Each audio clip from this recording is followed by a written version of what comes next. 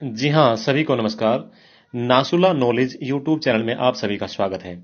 हम कर रहे थे एचएसएससी द्वारा पूछे गए वो क्वेश्चन जो किसी न किसी एग्जाम में पहले आ चुके हैं और रिपीट होते हैं। तो आज का जो हमारा वीडियो है वो है हरियाणा क्लर्क एग्जाम 11 दिसंबर 2016 को जो हेल्ड हुआ था। तो ओके, स्टार्ट करते हैं फिर। आज का हमारा पहला क्वेश्चन यानी क्वेश्चन नंबर 476, सम्राट शब्द का स्त्रीलिंग क्या होगा? तो इसका स्त्रीलिंग होगा साम्राज्ञी। नेक्स्ट 477, कौन सी सही वर्तनी है? तो तीन ऑप्शन है आपके सामने, कवित्री, कवियत्री और कवयित्री। तो इसमें जो ऑप्शन नंबर 2 है वो हमारा गलत है, ऑप्शन नंबर 1 है वो भी हमारा गलत है। तो ऑप्शन नंबर 3 यहां पे सही हो जाएगा, कवयित्री। ये में छोटी की मात्रा और त्री में भी बड़ी की मात्रा। नेक्स्ट क्वेश्चन नंबर 478, कौन सी सही वर्तनी है? पूज्य, पूज्य, पूजनीय या पूजनीय? तो इसमें ऑप्शन नंबर 1 जो है पूज्य, पू यानी कि ऊ की बड़ी मात्रा, आधा जय और ये पूज्य, ये सही हो जाएगा। क्वेश्चन नंबर 479, उंगली पर नचाना मुहावरे का सही अर्थ क्या है? यानी कि वश में करना। उंगली पर नचाना यानी कि वश में करना। नेक्स्ट क्वेश्चन नंबर 480, कौन सी भाषा भारत यूरोपीय या कहें भारोपीय भाषा परिवार की है? तो हिंदी, संस्कृत और तमिल। तो इन तीनों में से जो तमिल है वो भारोपीय परिवार की है। देखो, हिंदी और संस्कृत भारोपीय परिवार की नहीं है। क्वेश्चन नंबर 481, कौन से वर्ण का उच्चारण स्थान तालु नहीं है? तो यह पूछा है कि कौन सा जो वर्ण है इन चारों में से उसका उच्चारण स्थान तालु नहीं है। तो यहां पर हमारा ऑप्शन होगा द। द जो है ये दंत से आ जाता है, इसका तालु नहीं है। ई, श, य इनका तालु होता है लेकिन द का तालु नहीं है। क्वेश्चन नंबर 482, कौन सा शब्द विशेषण नहीं है? तो इनमें विशेषण कौन सा नहीं है? राजकीय। देखो, बूढ़ा ये एक विशेषण है, विशेषता बताता है किसी व्यक्ति की कि भाई वो बूढ़ा हो गया है। कटु ये भी एक विशेषता बताता है कि भाई ये चीज कटु है। ओके, राजकीय ये कोई विशेषता नहीं बताता है। ओके, तो यहां विशेषण नहीं है, कौन सा है? राजकीय विशेषण नहीं है। नेक्स्ट, शामिश भोजी कौन होता है? शामिश भोजी होता है जो मांस खाता है। थोड़ा बड़ा कर लेते हैं इसे। नेक्स्ट 484, कुचिपुड़ी एक शास्त्रीय भारतीय नृत्य है, यह किस राज्य में जन्मा है? तो कुचिपुड़ी जो है आंध्र प्रदेश में जन्मा है। ओके, नेक्स्ट क्वेश्चन नंबर 485, प्राचीन भारत में बौद्धों द्वारा शिक्षा कहां दी जाती थी? तो प्राचीन भारत में बौद्धों द्वारा शिक्षा मठों में दी जाती थी। उनके मठ बने होते थे, वहां पर शिक्षा दी जाती थी। क्वेश्चन नंबर 486, दहेज निषेध अधिनियम कब पारित हुआ था?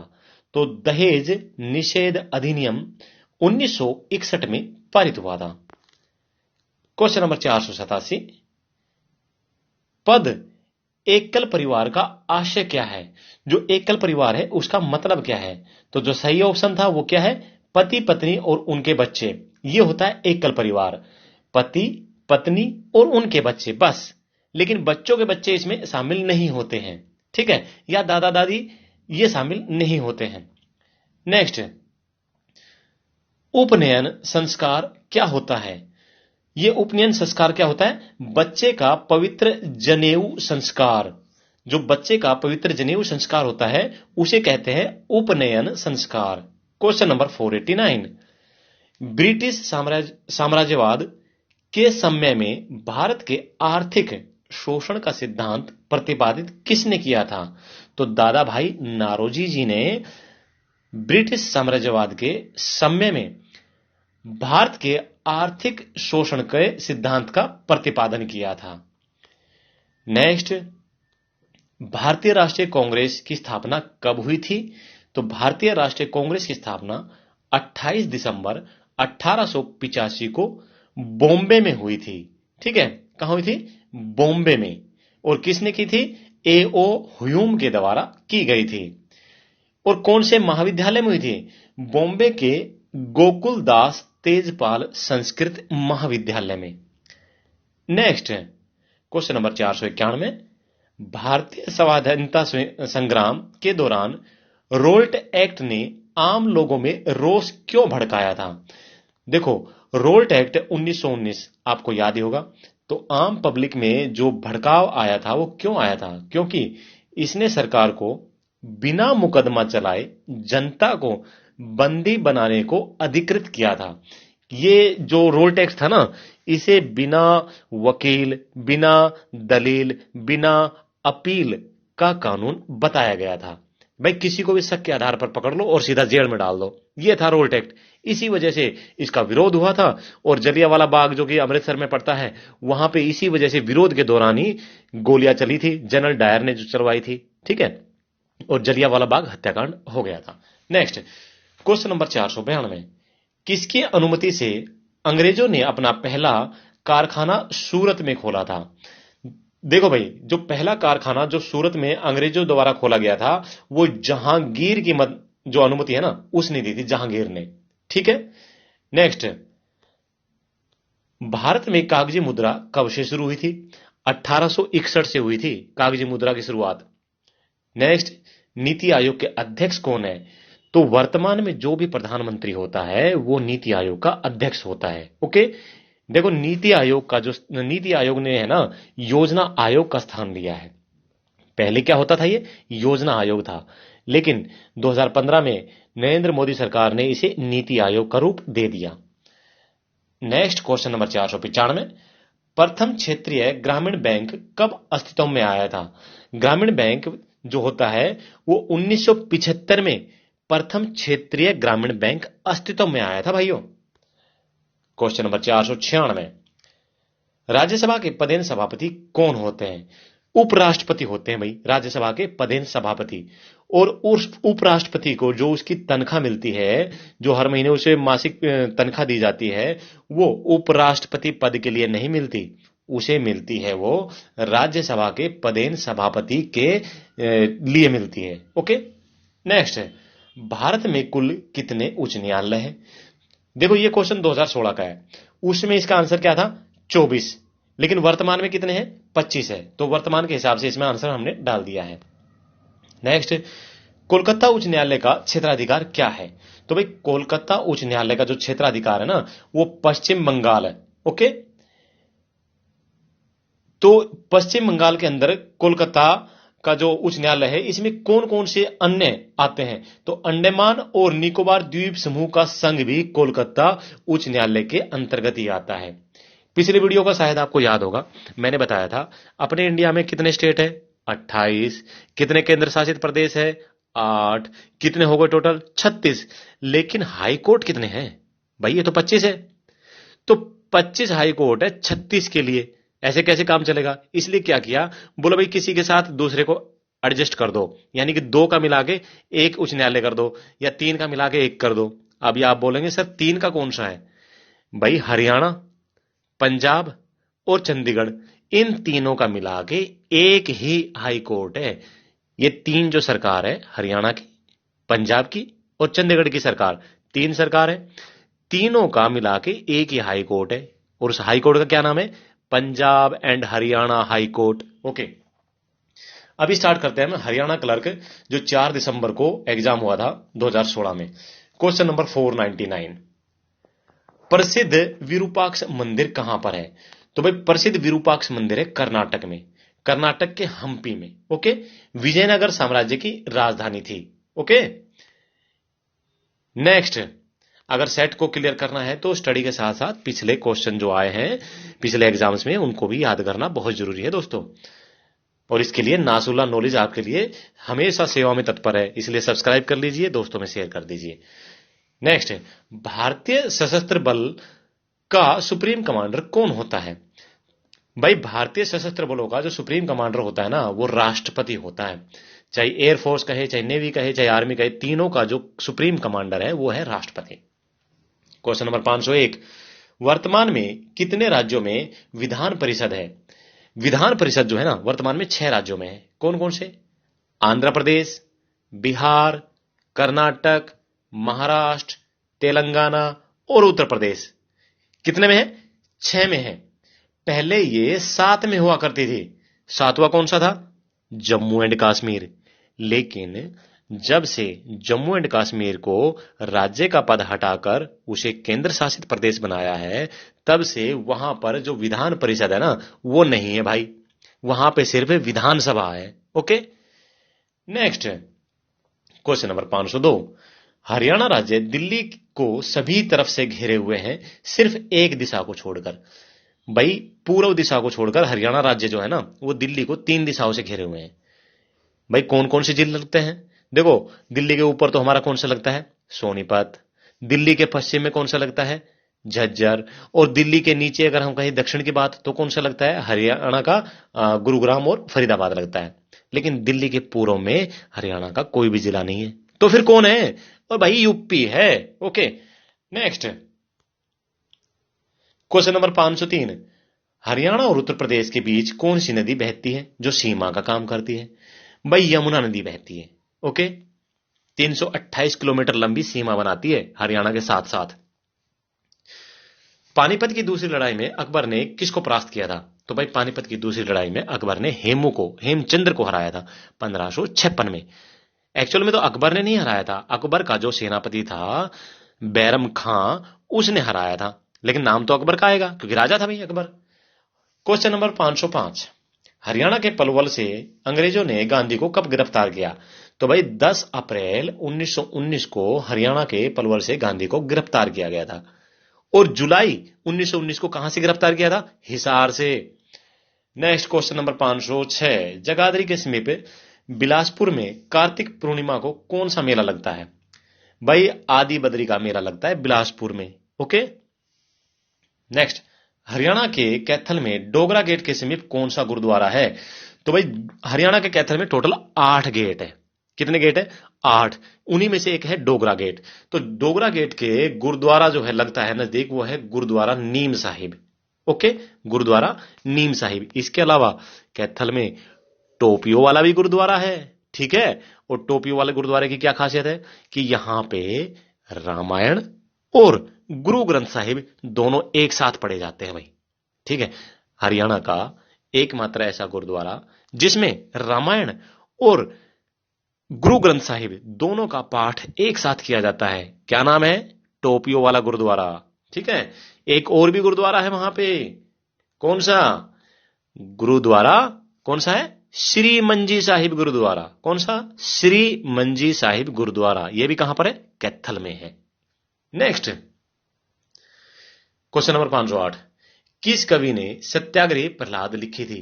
तो इसका नाम है तुलसीदास शर्मा दिनेश। इसने लिखी है सत्याग्रही प्रहलाद। ओके, नेक्स्ट हांसी महम और रोहतक के मध्य रेल लाइन परियोजना की लागत लगभग कितनी है? तो 500 करोड़ की लागत है भाई दोस्तों। कितनी? 500 करोड़ की लागत है। Question number 510। सिख गुरुद्वारा की व्यवस्था के लिए पृथक कमेटी कौन सी बनाई गई थी? तो यह थी जगन्नाथ पहाड़िया कमेटी। सिख गुरुद्वारा के लिए अलग से जो कमेटी बनाई गई ना उसका नाम था जगन्नाथ पहाड़िया कमेटी। Question number 511। हरियाणा सरकार ने अपना पहला खाद्य बैंक कहां पर स्थापित किया था? तो यह किया था गुरुग्राम में। Okay, question number 512। हरियाणा का राज्यपाल बनने के लिए कितनी आयु होनी चाहिए? भाई इसने पूछा हरियाणा का राज्यपाल। भाई हरियाणा का हो चाहे देश में किसी भी राज्य का हो या केंद्र शासित प्रदेश का हो, 35 साल ही चाहिए। ओके, मिनिमम 35 साल, मैक्सिमम कोई लिमिट नहीं। नेक्स्ट मुख्यमंत्री रत्न अवार्ड का संबंध किससे है? तो भाई मुख्यमंत्री रत्न अवार्ड का संबंध है औद्योगिक श्रम से। दोस्तों 1 मिनट के लिए मैं आपको होल्ड करूंगा। रिक्वेस्ट है, आपके घर में अगर 5 मोबाइल है ना तो भाई 5 में इस चैनल को सब्सक्राइब कर दीजिए। मेरे सब्सक्राइबर आप बढ़ा दीजिए, क्योंकि मैं चाहता हूं आप लोग की लंबी लाइव क्लास लेना। और लाइव क्लास जिसमें 500 क्वेश्चन के सेट किए जाएंगे वो तभी संभव है जब 1000 सब्सक्राइबर हो जाए। क्योंकि ये मेरी कंडीशन नहीं है, ये यूट्यूब की कंडीशन है। यूट्यूब बोलता है 1000 सब्सक्राइबर के बाद ही आप लाइव क्लास ले सकते हो। तो प्लीज जितने भी मोबाइल है आप सभी में सब्सक्राइब कर दीजिए, अपने दोस्तों में शेयर कर दीजिए। Okay, question number 514। Hero motor cycle का निर्माण कहां होता है? भाई ये धारुहेड़ा में होता है, रेवाड़ी में। किसका? हीरो का। और होंडा आ जाए तो भाई होंडा का होता है गुरुग्राम के मानेसर में। अब गुरुजी याद कैसे करें कि भाई हीरो का तो होता है रेवाड़ी में और होंडा का होता है कहां पे? मानेसर में। भाई हीरो रो रे रे रे रेवाड़ी, याद हो गया? हो गया ना? हीरो कहां पे? रेवाड़ी। होंडा, होंडा का हो जाएगा कहां पे? अपने गुरुग्राम में, गुड़गांव में। Okay, next. हरियाणा में अंतर्राष्ट्रीय स्तर का राज्य हरियाणा में अंतर्राष्ट्रीय स्तर का संग्रहालय कहां पर है? तो भाई हरियाणा में जो अंतर्राष्ट्रीय स्तर का संग्रहालय है ना, वो पंचकुला में है। यह अंतर्राष्ट्रीय स्तर का पूछ लिया। अगर पूछ लेता हरियाणा में राज्य स्तर का संग्रहालय कहां पर है, राज्य स्तर, तो हो जाता हिसार। लेकिन इसने पूछा है अंतर्राष्ट्रीय स्तर, तो कहां है? पंचकुला में। Okay, next. पंजाब और हरियाणा उच्च न्यायालय के वर्तमान न्यायाधीश कौन है? देखो ये क्वेश्चन है 2016 का, उसमें जो भी थे वो थे, लेकिन अगर हम बात करें वर्तमान की तो Arvind Agarwal. Okay, question number 517। Haryana सरकार के सौजन्य से जारी की गई coffee table book Jind flowing waters forgotten history के संकलनकर्ता कौन है? यह पूछा इसने। तो भाई ये है गौरी प्रहसर जोशी और अजीत बालाजी जोशी। ओके, इसका स्क्रीनशॉट लेके अपने रजिस्टर में पक्का लिखना, बहुत इंपॉर्टेंट है। Okay, next. विषम शब्द को चुनिए, 518 नंबर क्वेश्चन। तो कौन कौन से शब्द है? निसेनी, सीढ़ी, पुल, चल सोपान। तो इनमें से जो पुल है ना, वो है विषम। ओके, अभी कैसे है वो आपको देखना पड़ेगा। Question number 519। गैस वाले गुब्बारे में कौन सी गैस भरी जाती है? तो भाई हीलियम भरी जाती है। हीलियम हल्की होती है, ठंडी होती है, इसलिए हीलियम भरी जाती है। भाई हल्की तो हीलियम से हाइड्रोजन भी होती है, फिर हाइड्रोजन क्यों नहीं भरी जाती? देखो गुब्बारे में हाइड्रोजन हीलियम से भी हल्की होती है, लेकिन नहीं भरी जाती। क्यों? क्योंकि अगर हाइड्रोजन को गुब्बारे में भरेंगे ना, तो हाइड्रोजन क्या है? एक तरह का बॉम्ब होता है भाई, गर्म, जल्दी से फटने वाली चीज होती है, इस वजह से हाइड्रोजन नहीं भरी जाती। Question number 520। सही विकल्प का चयन करें। तो इसमें क्या क्या है? लालित्य, गंवारपन, और मनोहर का हो जाएगा बेढंगा। भाई लालित्य यानी कि अच्छा लगने वाला, जो ढंग बढ़िया से रहता है वो होता है, जो बढ़िया से बोलता है, लालित्य हो गया। गंवारपन जो बिल्कुल बेकार है। एक मनोहर होता है जो सुहावना लगता है, और एक होता है बेढंगा यानी कि बेकार। Okay, question number 521। निम्न में से कौन सा विटामिन ए का अच्छा स्रोत है? तो भाई सेब, संतरा, इनमें से तो विटामिन होता नहीं। क्यों नहीं होता? देखो संतरा में तो विटामिन सी होता है, और सेब में कौन सा होता है? विटामिन का तो मुझे नहीं पता, लेकिन सेब में जो एसिड होता है वो फॉर्मिक एसिड होता है। और भाई सॉरी, मोलिक एसिड, सेब में मोलिक एसिड होता है। और अंडा जो है ना, इसमें कौन सा विटामिन होता है? ए। ओके, तो यहां पर हमारा आंसर क्या हो जाएगा? अंडा। Question number 522। निम्न में से कौन सा विषाणुओं द्वारा उत्पन्न रोग है? तो चार ऑप्शन थे, चेचक, मलेरिया और हैजा, हमने तीन लिए हैं। तो विषाणुओं द्वारा कौन सा है? चेचक, ये विषाणु द्वारा होते हैं। इसके अलावा और भी बहुत सारे होते हैं विषाणु से। कौन कौन से? गलसुआ, ट्रेकोमा, खसरा, AIDS, flu, rabies, herpes, polio, छोटी माता, डेंगू, हेपेटाइटिस, मेनिनजाइटिस, और बिना चाहत के भी सभी को प्यार करने वाला कौन? कोरोना। ये सभी विषाणु से तो होते हैं भाई, ठीक है। किसी को चाहत नहीं है कोरोना की, लेकिन फिर भी भाई कोरोना सबसे प्यार करता है। ये भी भाई साहब विषाणु से होता है। Okay, question number 523। इंग्लिश आ गया। The boy fell dash bicycle. भाई इसमें क्या क्या दिया हुआ है? O double F, O F, from, under. Okay, इन चारों में से क्या आ जाएगा? O double F. The boy fell off, गिर गया। कहां, किससे गिर गया? साइकिल से गिर गया भाई, फेल ऑफ। जैसे कि हवाई जहाज जब उड़ता है ना, तो टेक ऑफ बोलते हैं, आपको पता ही होगा। Take off, O double F. Okay, question number 524। The English schemed to continue their rule in India by playing off one community dash the other. तो इसमें आ जाएगा against, AGAINST, against the other.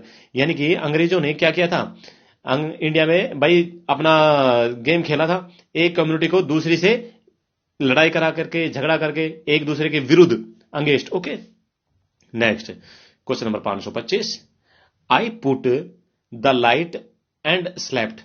तो I put dash the light and slept, dash में क्या आएगा, out, up, इन, down. तो यहां सही ऑप्शन हो जाएगा out. I put out the light and slept. Okay, question number 526,